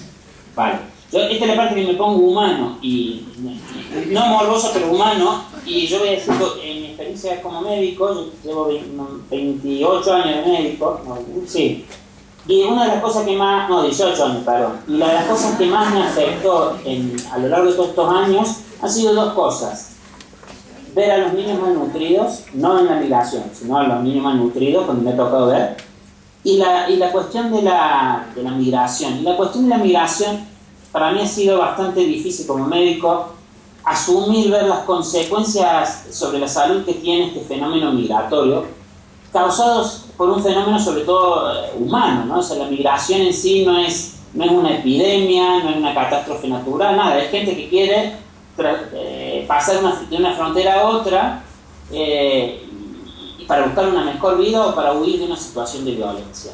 Pero las consecuencias o el precio que tiene que pagar es demasiado elevado, a veces paga con su propia vida. Y realmente como médico a mí sí que eso me afectó, me tocó, y por eso de 6 años de mi vida en MSF se lo he dedicado a la migración. Hay que entender muchísimos aspectos. Por un lado, como vos decís, el tema de la violencia. Es una violencia gratuita, una violencia que la persona, por no tener papeles, está condenada a sufrirla. ¿Por qué? Porque los agresores se sienten impunes, saben que de alguna manera nadie los va a castigar si roban, si violan, si golpean a un migrante, si matan a un migrante. Nadie va a ir a la cárcel por eso. Por otra parte, el migrante lo asume porque sabe que no puede ir a denunciar por la simple situación de que no tiene un país que legalice su estancia en tal o cual territorio. A eso hay que, para mí una de las cosas que me impactaban mucho era el tema de las condiciones de vida. De por sí las condiciones de vida en Marruecos en distintos periodos eran paupérrimas, eran muy básicas, ¿no? Pero cuando uno hablaba con la gente, sabía que había vivido situaciones terribles de agresiones, de violaciones y tal y cual. Y a mí me ha pasado muchas veces y siempre hacía la pregunta, ¿qué era lo peor que habían vivido durante todo este trayecto? Y repetidamente, sobre todo una persona me dijo, lo peor que yo he vivido en esto es tener que dormir mirando las estrellas. Lo que para alguien podría ser algo muy romántico, como poder estar así al aire libre en la naturaleza, para ellos era una cuestión de dignidad. O sea, habían llegado al nivel de vivir como viven muchos de los animales en estado salvaje. Y eso era una de las cuestiones muy impactantes. Lo otro que para mí también fue extremadamente difícil en cuanto a la migración es el tema que yo personalmente interpreto la migración como no el 100% de la migración, pero por lo menos en gran parte de lo que veíamos en Marruecos y lo que vemos acá en México, como un fenómeno moderno de esclavitud. La gente para hacer este viaje, y sobre todo las mujeres, en realidad muchas de ellas iban engañadas o autoengañadas. Muchas eran obligadas a prostituirse, tanto en el trayecto como en los países de destino durante muchísimos años, para pagar la supuesta deuda que adquirían por tener el privilegio de llegar a estos países desarrollados. Mujeres que no podían salir de esa situación, y hombres también, pero sobre todo mujeres, niños, que no podían salir de esta situación de trata y que se intentaban salir. Muchas veces las represalias iban en contra de su familia que quedaba en el país de origen. Y desde el punto de vista médico, a nosotros nos dificultaba mucho el abordaje porque eran sistemáticamente violadas todos los días. Así que todos los protocolos de violencia sexual y la prevención de enfermedades y tal no se podía aplicar de manera normal por el simple hecho de que estas personas iban a repetir hoy, mañana, al día siguiente, la misma situación y estar expuesto a los mismos problemas de salud. Bueno, y después en el tiempo en donde realmente la gente intentaba llegar a Ceuta y Melilla saltando la valla que separa los dos territorios, los traumatismos, las fracturas expuestas, fracturas del cráneo, e inclusive la gente que se moría, ¿no? Eso fueron como las situaciones que yo me recuerdo más vívidamente. Bueno, sí, justamente hoy, un poco preparando la charla con David, habíamos hablado del tema y él mencionaba esto mismo. Bueno, teniendo en cuenta toda esta situación que describimos de estos tormentos que sufría tanta población, vos antes, David, hablabas de dar testimonio como uno de los principios fundamentales de Médicos Sin Fronteras. Contanos un poco qué se hizo en este caso de Marruecos, en lo que es el advocacy, el testimonio y la denuncia, y qué resultados o qué respuesta tuvo la organización. Sí, bueno, como explicaba Jorge, hubo una evolución y lo que vimos fue que el año pasado hubo un gran repunte de la violencia porque los migrantes volvieron a intentar saltar la valla en grandes grupos, en grupos masivos. Entonces lo que venían haciendo de a poquitos, que habían hecho ya hacía muchos años en grandes grupos con una gran represión y bastantes muertos, ellos mismos se habían autocensurado, sabían que eso no lo podían hacer puesto que llamaba la atención y la cosa acababa mal. pero llegaron a una situación de desesperación tal en el que, como decía uno de los vídeos, la policía hacía redadas diarias, no los dejaban en esa situación difícil que ellos están en los bosques malviviendo. Eran redadas casi todos los días, a las 4 o 5 de la mañana vienen, los despiertan, los arrestan, los envían a la frontera argelina, como explicaba Jorge, que estaba cerrada, de allí los devuelven otra vez y así constantemente. Entonces la situación llega a ser realmente desesperante y entonces deciden que tienen que organizarse y que hay que cruzar como sea. Entonces unos se vuelven a tirar al mar y otros vuelven a intentar saltar la valla en grandes grupos. Estoy hablando de grupos, por ejemplo, de 100, 200 personas. Cuando esto ocurre, tanto la policía, la Guardia Civil española del lado de Melilla como la policía marroquí los repele de manera muy violenta y volvemos a ver, como ya decía Jorge, a nivel médico, casos realmente espeluznantes, ¿no? No solamente que ellos mismos se caen de la valla, sino gente que ha sufrido una violencia completamente gratuita. Vimos brazos, piernas rotas, fracturas de cráneo, en fin, todo tipo de heridas fruto de esa violencia. Entonces Médicos Sin Fronteras decide que en este momento no puede callarse y que tiene que hacer saber al resto del mundo que esto está pasando, ¿no? O que vuelve a pasar, ¿no? de manera flagrante. Y entonces, bueno, decidimos hacer un informe que está aquí, que se llamaba básicamente Atrapados en Marruecos, donde lo que hacíamos, por hacerlo rápido, es básicamente denunciar esa violencia a la cual estaban expuestos los migrantes, ¿no? Que no solamente era esa violencia por parte de ambas policías, sino también hablamos de la violencia sexual de la que hablaba Jorge, sobre todo de mujeres, pero no solo, tanto en el camino como en Marruecos, y toda esa serie de tratos de migrantes y de más impacto también, por ejemplo, en la salud mental de los migrantes, ¿no? Y luego, bueno, yo diría quizá para acabar, porque hemos dicho que Médicos Sin Fronteras ya no está trabajando en Marruecos, ¿no? Y uno se preguntaría cómo es así, si después de esta situación tan grave, ¿por qué Médicos Sin Fronteras decide salir de Marruecos, ¿no? Y básicamente yo diría que son varias las causas, ¿no? Una de ellas es que sí que se consiguen ciertos logros en el acceso a la salud de los migrantes. Acuérdense de lo que decía Jorge, ¿no? De cómo no se comportaban igual con los migrantes en esos países y demás. Sí que a través de una labor de presión fuerte a los ministerios, al Ministerio de Salud, se consigue que una gran parte de estos migrantes sí que sean atendidos, por lo menos aunque sea de forma precaria, pero sí en el sistema de salud marroquí, con el apoyo de algunas organizaciones. Entonces la parte médica, digamos que en la cual nosotros tenemos mucha incidencia, se consiguen ciertos logros. Y luego, visto un poco lo que está pasando con este repunte de la violencia, lo que vemos que en realidad efectivamente hay condiciones médicas, hay consecuencias médicas de esta violencia, pero que la gran necesidad que estos migrantes tienen ya no es una cosa médica, sino que es básicamente lo que ocurre en Marruecos, es una violación sistemática de los derechos humanos, ¿no? Y Médicos Sin Fronteras no es una organización de derechos humanos, es una organización médica. Entonces, lo que decidimos es salir, traspasar nuestras actividades médicas a otras organizaciones que ya han empezado a trabajar en el fenómeno de la migración, algunas marroquíes y algunas internacionales, y intentar dar paso a este otro tipo de organizaciones de derechos humanos que puede denunciar esto de una manera más sistemática y más constante, cosa que nosotros pues no lo somos, ¿no?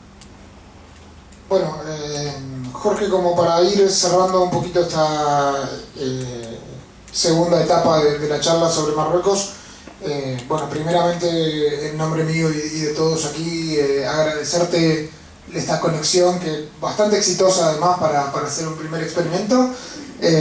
No sé si querés comentarnos una evaluación final tuya sobre Marruecos, así como hizo David, o qué te dejó la misión, o alguna reflexión final que tengas.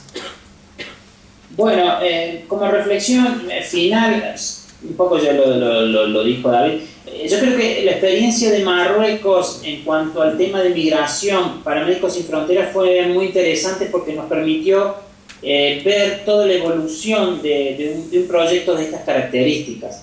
El tema de migración no es uno de los temas más habituales en Médicos Sin Fronteras, sin embargo Marruecos en ese sentido nos dejó muchas enseñanzas. Y creo que, reforzando lo que David decía, en un momento ya sabemos que no vamos a poder cambiar más cosas dentro de la naturaleza de la organización que somos. Entonces hay que darle el espacio también a otros que se implican. A mí personalmente me dejó 2 hijos, tuve 2 hijos que nacieron en Marruecos. Me dejó un gran aprendizaje y sobre todo una gran sensibilidad a esta temática.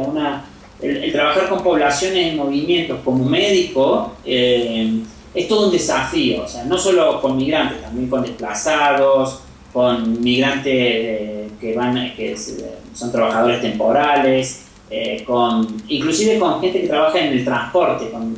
¿Por qué? Porque hacer seguimiento en pacientes que tienen distintos tipos de patologías y que están permanentemente moviéndose y cambiando de lugar, lleva a que se tengan que implementar estrategias muy, muy especiales. Y en ese sentido ha sido uno de los campos donde mejor me he desarrollado. Mi especialidad es la ginecología, pero básicamente hacer salud sexual y reproductiva en este tipo de poblaciones genera mucho desafío y es apasionante.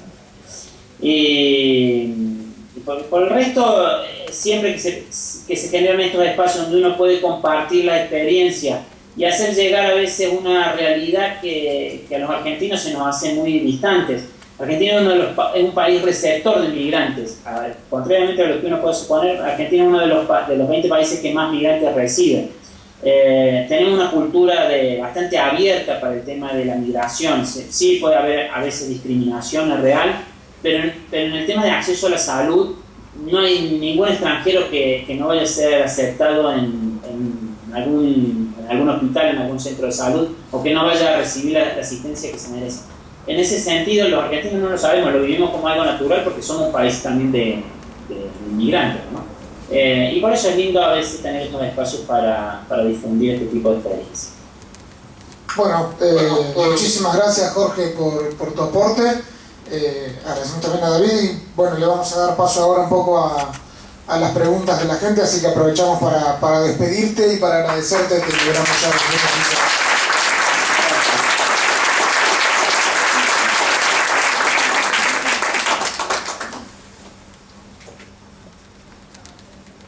Hasta luego, Jorge, nos vemos. Gracias,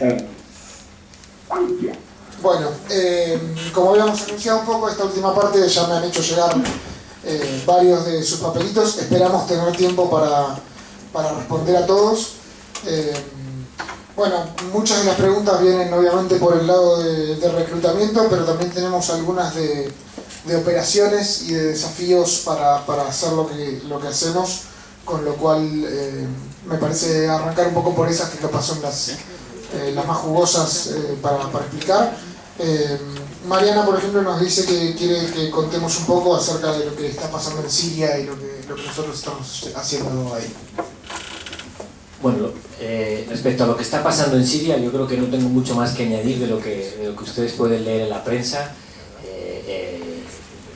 Es decir, básicamente lo que es una crisis humanitaria brutal. Quizás sea uno de los conflictos más sangrantes que hay ahora latentes en el mundo y bueno, por dar algunas cifras, que a veces todas las cifras a veces pierden sentido, pero bueno, estamos hablando de más de 100.000 muertos ya en un poquito más de 2 años de conflicto. 100.000, en mi país sería una ciudad media entera aniquilada, ¿no? O sea, realmente es muy significativo. 2 millones de refugiados, o sea que están ya fuera del país en todos los países colindantes, y 4 millones de desplazados internos, ¿no? Todo esto, además de un sistema, desde nuestro punto de vista, evidentemente como sanitarios, de un sistema de salud completamente colapsado.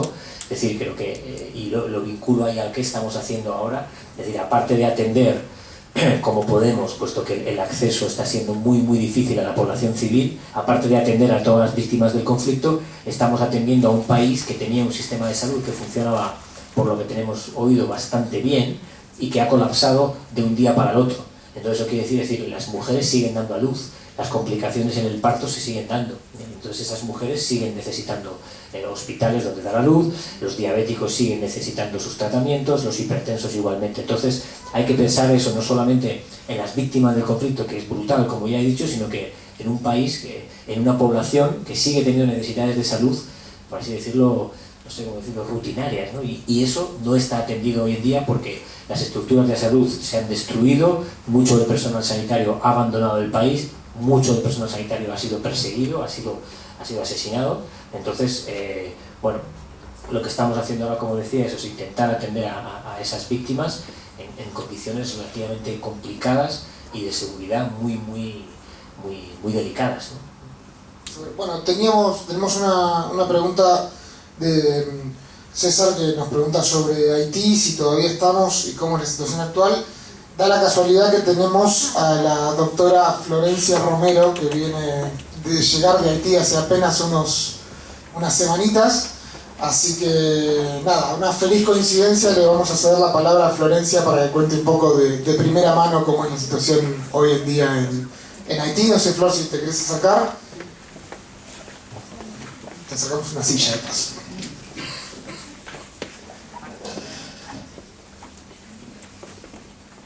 Buenas noches, gracias por estar aquí y bueno, aprovecho para contarles un poquito entonces. La pregunta es ¿cómo está Haití? Si todavía estamos ahí y cómo es la situación actual. Bueno, Médicos Sin Fronteras estaba ya en Haití presente antes del terremoto del 2010. Esto le permitió a Médicos Sin Fronteras ser uno de los primeros actores en reaccionar y en asistir a las víctimas, y hoy en día todavía está presente. Estamos con proyectos en Puerto Príncipe, proyectos de la parte de atención quirúrgica, de traumatología y cirugía general, atención a los quemados. Médicos Sin Fronteras es la única estructura sanitaria que posee un centro de atención a quemados en todo el país. También tenemos una maternidad para atención de complicaciones del embarazo y del parto, todo esto en Puerto Príncipe. También proyectos de atención a las víctimas de violencia sexual. Y luego fuera de Puerto Príncipe, en Leogane, a 40 kilómetros, donde fue el epicentro del terremoto, todavía tenemos un hospital de 160 camas, donde también estamos trabajando en la parte quirúrgica, en la parte de salud reproductiva y en la parte de neonatología y pediatría. Además, en todos los proyectos se trabaja con el cólera. Ustedes saben que a partir del mes de octubre del año 2010, después del terremoto, comenzó una epidemia de cólera que se expandió por todo el país y bueno, todavía sigue estando presente. Va a ser un poquito complicado erradicarlo del país definitivamente, así que Médicos Sin Fronteras trabaja también en esto. ¿Cómo está el país? Lo que podría decir es que Haití era un país que estaba con muchas dificultades antes del terremoto, que tenía un sistema de salud muy precario y muy concentrado sobre la ciudad de Puerto Príncipe. El terremoto ha destruido muchas de las estructuras y la reconstrucción de estas estructuras de salud todavía va muy lento. Entonces hoy en día lo que podemos decir es que está bastante parecido a lo que estaba antes del terremoto. Se brindó muchísima asistencia, muchos actores trabajaron durante la emergencia y durante el debut de la epidemia de cólera, pero hoy en día la mayoría de estos actores se han retirado. Entonces los grandes desafíos siguen siendo que haya suficientes camas de hospital para atender a las víctimas de accidentes de tránsito, de accidentes en la ruta. En Haití los accidentes de la ruta siguen siendo como una enfermedad olvidada, como en otros lugares. Sigue habiendo muy pocas camas de pediatría y de neonatología. Es muy fácil para un bebé morir de una complicación que en otro país se salvaría. Y luego toda la parte de salud reproductiva. Más del 60 o 70% de los partos se producen en los domicilios. Y bueno, en Haití además hay una prevalencia muy alta de hipertensión durante el embarazo y de diabetes. Esto provoca que muchos embarazos tienen muchas complicaciones. Entonces, si ponemos todo junto, el hecho de que muchas y la mayoría de las mujeres paren en sus casas, sabiendo que hay muchas complicaciones, vamos a entender que hay una mortalidad materna muy alta y una mortalidad neonatal también bastante elevada. Estos desafíos están presentes hoy todavía en Haití, a pesar de la reconstrucción y el avance que hubo luego del terremoto. Bueno, un poco aprovechando o relacionándolo con otra pregunta, acá hay otra persona que nos dice, bueno, por un lado, si nosotros hacemos actividades de búsqueda y rescate en caso de catástrofe, y en segundo lugar, y aprovecho también tanto para Flor como para David, cómo es la relación con otras entidades, caso Cruz Roja, Cascos Blancos, Cascos Azules, y si hay cooperación en las misiones que llevamos adelante. La primera era sobre actividades de búsqueda y rescate, ¿no? No, estas actividades nosotros no las hacemos. Hay cuerpos especiales que hacen esto, que saben hacerlo, y nosotros no hacemos. No hay que olvidar, somos una organización médica, eso es nuestra especialidad y eso es lo que nosotros sabemos hacer. Entonces la búsqueda y el rescate lo dejamos para otros cuerpos, ¿no? Y la otra, perdona, era... La cooperación con otras agencias. Sí, bueno, básicamente lo que intentamos, digo intentamos porque es harto difícil, sobre todo en temas en emergencias y en catástrofes así, donde hay que intervenir muy rápido, es coordinarnos con estas otras agencias y con estos otros agentes que quieren o brindan ayuda humanitaria, ¿no? Entonces, bueno, el esfuerzo de coordinación es grande, pero bueno, lamentablemente tenemos que decir que no siempre es posible. No siempre es posible, pues por diferentes cosas, ¿no? Aparte que en catástrofes naturales quizás es más fácil, pero bueno, en el caso, por ejemplo, aquí nombraban los cascos o los cascos azules o otras organizaciones o ejércitos. En el caso de los conflictos, evidentemente la coordinación se quedaría resumida en hablar, en decir, en saber qué hacen uno y qué hacen los otros, pero nosotros, en el caso de los conflictos, cuanto más lejos de los militares, mejor, precisamente para salvaguardar los principios de los que hablamos antes, es decir, nuestra independencia, nuestra neutralidad y nuestra imparcialidad. Si trabajamos de cerca de los ejércitos, todos esos tres principios evidentemente desaparecerían, ¿no? O por lo menos no seríamos percibidos de esa manera, con lo cual no es así.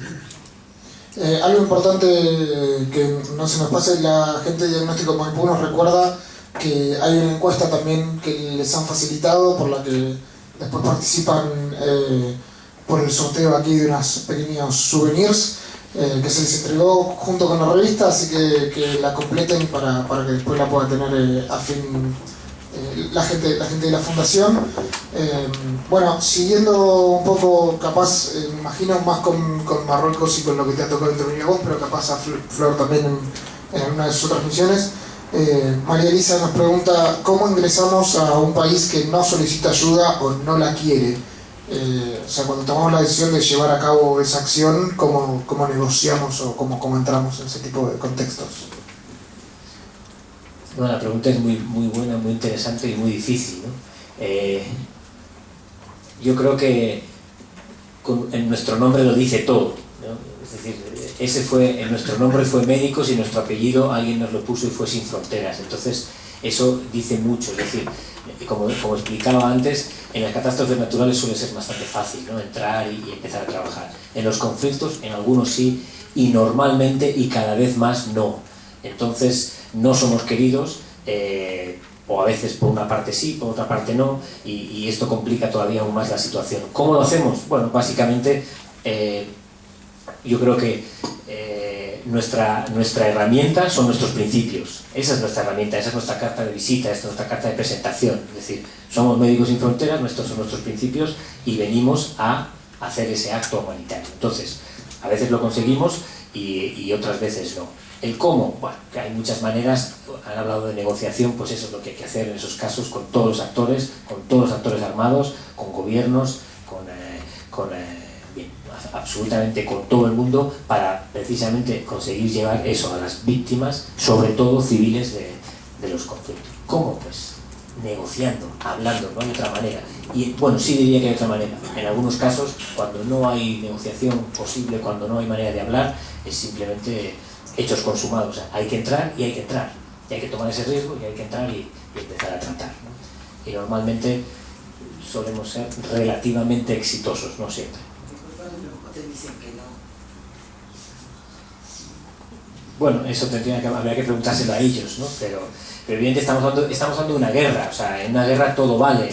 Y en una guerra la ayuda humanitaria se puede utilizar para un sentido, para un lado, para otro, ¿no? Entonces es fácilmente utilizable, entonces se puede convertir en un arma de guerra. Es decir, entrar en una zona a curar civiles puede ser un acto en sí que favorece a unos o a otros o no. Entonces la negativa infelizmente es algo muy común. No, y otra cosa es que a determinados gobiernos, a determinados países no les interesa que se hable de lo que sucede allí adentro. Hay países que frente a una epidemia de cólera no van a hablar de cólera y van a hablar de diarrea acuosa. Entonces van a decir ampliamente que lo que hay es diarrea acuosa y que la pueden manejar muy bien con sus estructuras y que no necesitan la ayuda de Médicos Sin Fronteras. Esto no sucede repetidamente. Con la desnutrición también es bastante parecido. Hay países que tienen problemas crónicos de desnutrición que se reagudizan cada año. Níger, en el Sahel, donde también hay que renegociar, poder entrar a determinados lugares del país donde tal vez estando presentes igual no podemos acceder porque al gobierno no le interesa, que digamos que hay más desnutrición de la que ya ellos han aceptado como estructural, ¿no? El hecho también de testimoniar en algunos casos lo que vemos y lo que pasa, evidentemente les hacemos ser un actor muy incómodo, entonces eso hace también que nuestra presencia a veces no sea del todo bienvenida, ¿no? Bueno, un poco relacionándolo con lo que hablaba Flor de nutrición y algo que habíamos tomado al principio de la charla con esta finalidad de aliviar el sufrimiento, alguien acá nos pregunta cómo se decide el retiro de un sitio, o sea, el cierre de una misión, cuando la finalidad es aliviar el sufrimiento y que a veces es imposible, pero pone el ejemplo de ¿no? Desnutrición o brotes de enfermedad, ¿cómo es esa decisión de levantar un proyecto y decir, bueno, nos tenemos que ir de acá? ¿Hablas de la parte médica? No. Por la parte médica, nosotros al comenzar una intervención nos fijamos determinados objetivos. Entonces, ante una epidemia, lo que intentamos lograr es o que desaparezcan los casos o que haya una cantidad aceptable de casos. Esos son indicadores que nos van a hacer definir en qué momento vamos a terminar cierta intervención. Eso por un lado. Por otro lado, si las estructuras presentes estaban desbordadas y nuestra presencia ayudó a que pudieran enfrentar esta situación, cuando estos indicadores se acomodan, estas estructuras ya son capaces de seguir enfrentando lo que queda de la epidemia, ¿no? La última parte. Eso también nos ayuda a ver que hay suficiente personal que está capacitado y que hay insumos suficientes para seguir tratando lo que queda del problema. Estos serían en una epidemia las cosas que nos ayudan a decidir cuándo retirarnos. Luego hay otro tipo de proyectos donde es un poquito más complejo, ¿eh? Por ejemplo, el caso de Haití que les mencionaba. En Haití cerrar un proyecto va a significar o va a saber decir que el Ministerio de Salud, con apoyo de algún otro actor u otros actores, empiecen a hacer eso que nosotros estamos haciendo, que si no desaparece por completo. Este hospital que yo les mencionaba es un hospital que tiene 160 camas, que está en un lugar en una ciudad de 200.000 habitantes, y cubre toda una población de 350.000 personas más o menos. Si Médicos Sin Fronteras se retira de allí, ahí no hay ningún otro hospital, por ejemplo. Entonces están buscando las maneras, de manera consensuada con el Ministerio de Salud, de qué servicios se pueden absorber en otra estructura, cómo reforzar los servicios de referencia de pacientes hacia la capital, y se buscan maneras creativas de cómo hacer para reducir las actividades y de a poco ir cerrando un proyecto. Todo esto es un trabajo que se hace no de un día para otro, sino que se preparan estrategias en 2 a 3 años, depende del proyecto. Creo que ha estado más que completo. Pasando un poco a las preguntas que tienen que ver más con el reclutamiento y cómo trabajar con Médicos Sin Fronteras. Bueno, hemos tenido muchas, así que hemos resumido un poco. Trabajo de Carolina y de Dolores, a quienes volvemos a agradecer. Bueno, contar un poco qué requisitos se deben cumplir para trabajar como médico y si se puede participar cualquier especialidad dentro de la organización. Bueno, básicamente los requisitos son tener 2 años de experiencia profesional para todas las profesiones, y en el caso de los médicos, que es la que preguntaban, bueno, en realidad de todos, sí hablar inglés y o francés. Los idiomas son importantes, ¿no? Por lo que hablábamos antes de trabajar en diferentes contextos con diferentes lenguas y demás. Entonces yo diría que estos son los requisitos indispensables. Y luego respecto a los diferentes perfiles, especialidades y demás, yo creo que estamos abiertos, no a todas, pero a casi todas, pero insistir en el hecho de que los que más necesitamos en este momento son cirujanos, anestesistas y ginecobstetras, ¿no? Pero tenemos muchas otras especialidades, como el caso que tenemos, ¿no? Pediatras, médicos generalistas, gente especialidad tropical, pero no es necesario, en fin, yo creo que... Bueno, acá adelantándonos un poco hay una pregunta que es si admitimos auxiliares de enfermería o solo licenciados. Tengo entendido que son solo licenciados. Solo para completar, En los países donde trabajamos en general hay enfermeros, y si no hay enfermeros hay auxiliares de enfermería, entonces es personal con el que contamos en los lugares donde vamos a trabajar. Así que el personal, los enfermeros que llevamos nosotros, siempre le tienen que aportar un valor añadido al trabajo que ya están haciendo estos auxiliares locales.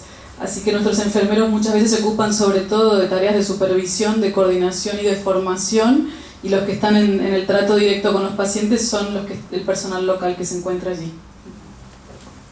Bueno, de vuelta acá creo que hay dos que se relacionan un poco. Por un lado nos preguntan si el profesional tiene que ser exclusivo de MSF o puede intervenir a modo part-time. Entiendo que de esto se refieren si, digamos, por una duración acotada o tiene que firmar un contrato a largo plazo también. Y si hay algún límite de edad para trabajar con Médicos Sin Fronteras. Pero no hay límite de edad, eso es lo primero. He trabajado en países con gente de jubilada y bueno, aportando muchísimo. No es fácil, efectivamente, puesto que trabajamos en conflictos, zonas de seguridad complicadas, pero sobre todo en condiciones un poco precarias, de vivienda, de trabajo y de todo, con lo cual climáticas, efectivamente, claro. Entonces no es fácil, pero sí, no tenemos límite de edad, tenemos gente con bastante edad trabajando, sobre todo, por ejemplo, en el tema de perfiles tan específicos como el tema de los cirujanos de bastante edad trabajando. Carlos, argentino, amigo nuestro, que no digo cuántos años tiene, no vaya a ser que se enfade, pero unos cuantos, ¿no? Entonces, por ese lado yo diría que no hay límite de edad. ¿Cuál es la otra, perdona, Pablo? Si el personal tiene que ser exclusivo de MSF o se puede intervenir part-time. Vale, hay varias modalidades, ¿no? Hay gente que de alguna manera se enrola, se engancha con la organización y ahí se queda, ¿no? Y yo creo que casos, pues aquí tenemos un par, pero luego hay mucha gente que por el tipo de contrato que tiene o de vinculación que tiene aquí con su trabajo tal, no puede hacer esto y decide trabajar con Médicos Sin Fronteras por un periodo de tiempo que normalmente se suele exigir unos 9 meses de disponibilidad, pero en el caso de perfiles concretos, como decíamos, de estos tan difíciles como los anestesistas, los cirujanos, se les permite incluso trabajar poco tiempo, hablando en meses, en un mes, por ejemplo, en el conflicto de Siria, con las condiciones duras y demás. Hemos tenido varios cirujanos argentinos que han trabajado 1 o 2 meses y han vuelto, ¿no? Y eso es muy normal, volver a reincorporarse en su puesto de trabajo y al cabo de un tiempo descansar, en fin, y volver a engancharse, ¿no? en otro país, en otro contexto o incluso el mismo. Bueno, también nos consultan sobre otras formas de cómo colaborar más allá de lo económico. ¿Qué pueden hacer? Si todavía no están recibidos, si necesitamos voluntarios. ¿Qué otras formas hay de colaborar, además de médicamente y económicamente, con Médicos Sin Fronteras? Bueno, teníamos una charla previa antes con muchos de nuestros socios aquí, de los que ya lo son, y hablábamos un poco de eso, ¿no? Y yo creo que salían ejemplos bien interesantes de gente que aparte de tener ese apoyo económico, pues decía que podía contribuir, pues eso, diseminando un poco el trabajo que nosotros hacemos y hablando de nuestro trabajo para atraer a otra gente a la organización, ¿no? Yo creo que eso es una manera interesante.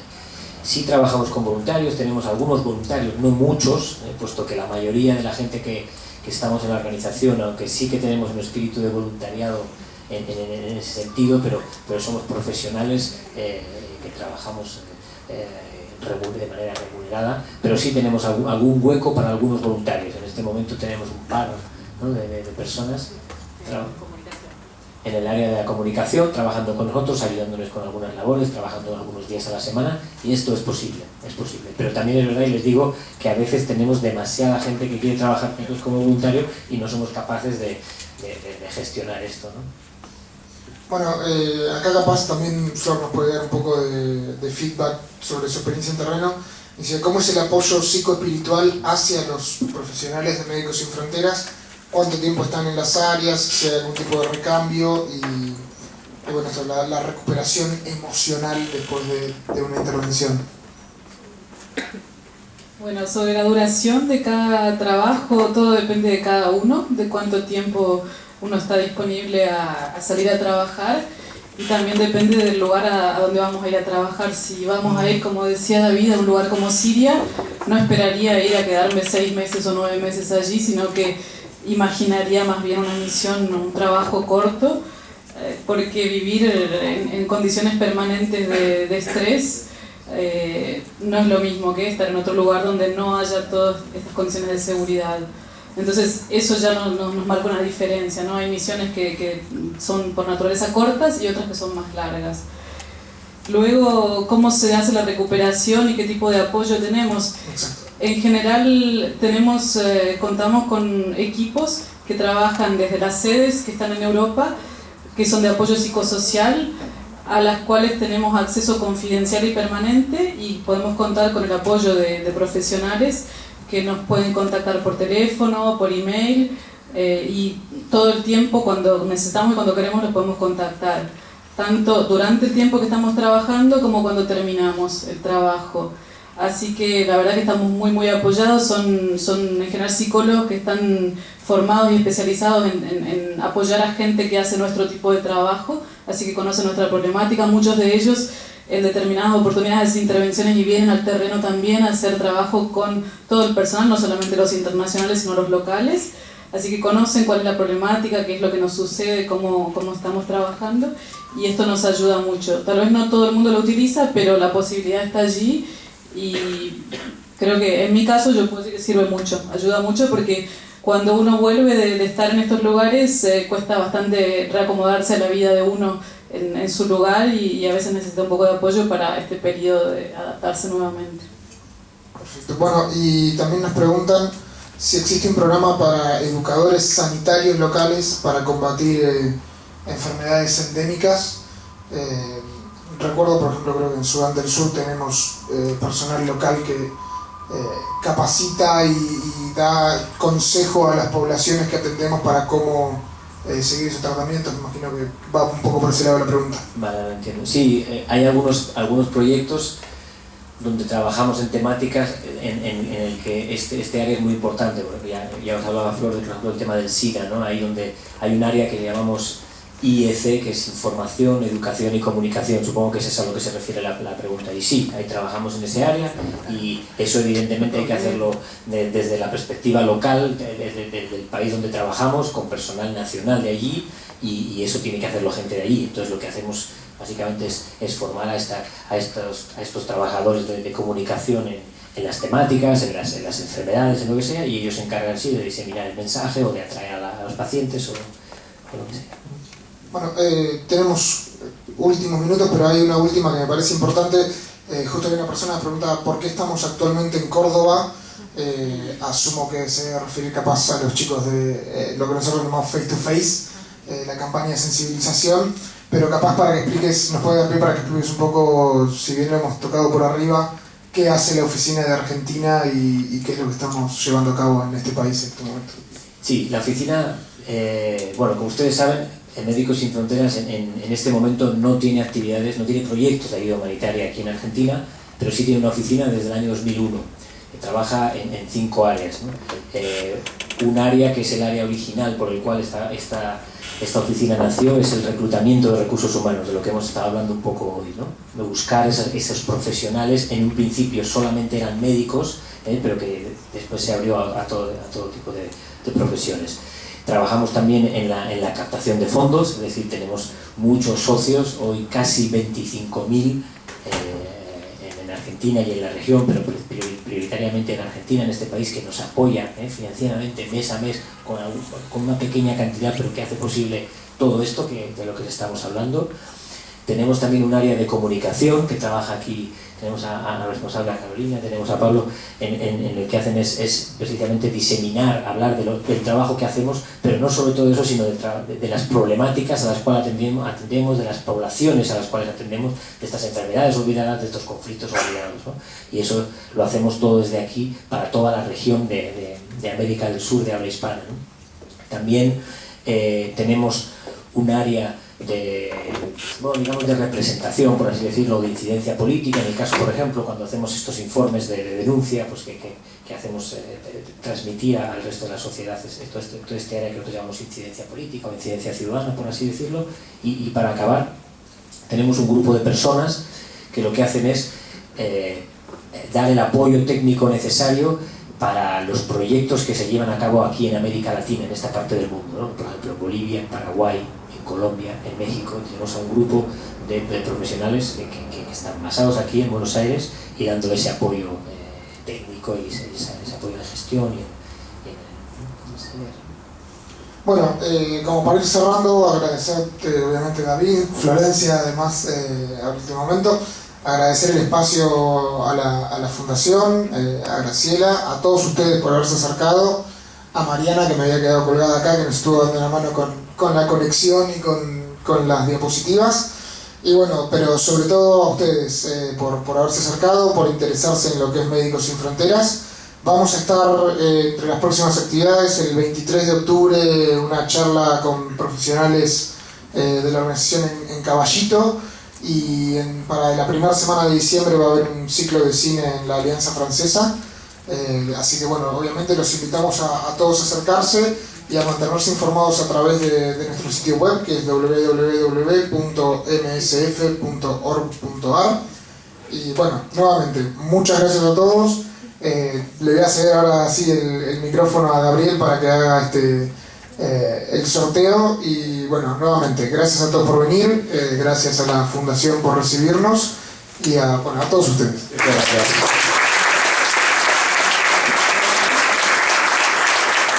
Bueno, buenas noches a todos. En nombre de Fundación Diagnóstico Maipú, de mis compañeros de Juan, de Osvaldo, de las chicas compañeras del marketing, de la doctora Fernanda Alonso, les pedimos que llenen estas encuestas que son muy cortitas y con ellas vamos a hacer unos pequeños presentes como hacemos en todos nuestros eventos de parte de la gente de Zona Vital.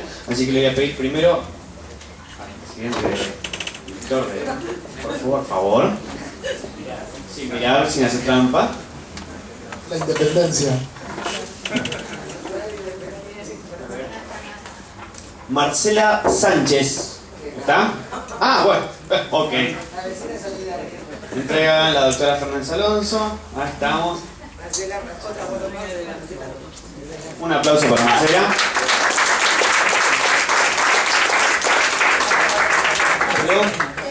Ah, sí, sí.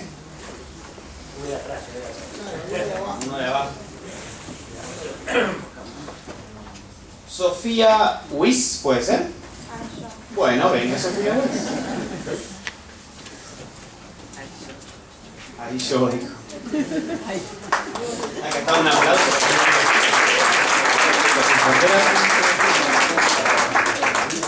Sofía, vení un segundo, por favor. Vas a sacar, vas a ser responsable de la última. Muy bien, muchas gracias. Y vamos con Mirta Lubrano. ¿Puede ser? Bueno, Mirta. Te esperamos por acá. Entrega a la doctora Fernanda Alonso. Sí.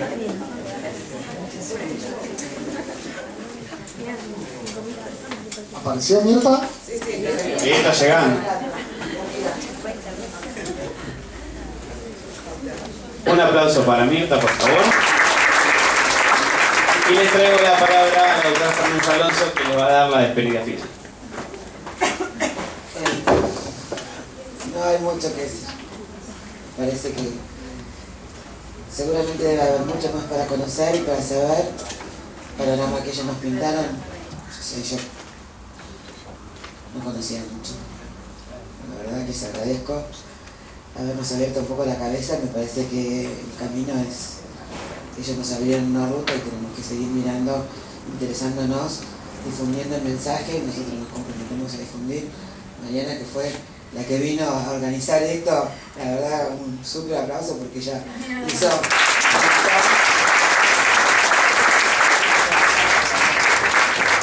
Y bueno, gracias. Como Embajada de la Paz, pedirles compromiso con esta actividad. Gracias a todos.